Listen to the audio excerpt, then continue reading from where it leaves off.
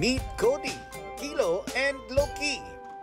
Ang mga white dogs ng certified fur parent ng sparkle artist na si Aaron Villena. Malaki daw ang naitutulong ng kanyang mga alaga sa mental health ni Aaron, kaya super love niya ang mga ito. Importante raw para kay Aaron ang magkaroon ng time to socialize ang mga pets. Kailangan mo din ilabas yung mga dogs mo eh. Masanay sila sa mga tao, masanay sila sa mga ibang dogs kasi sometimes yung iba parang talagang bahay lang talaga lagi.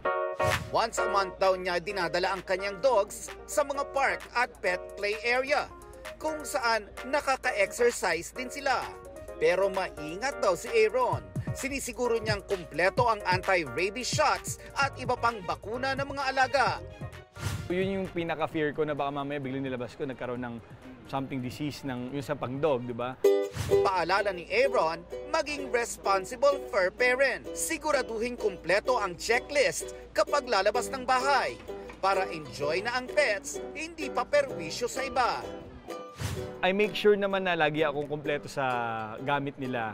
Lagi ako may diaper, lagi ako may leash and water na dala and poop bag, lagi ako may dala.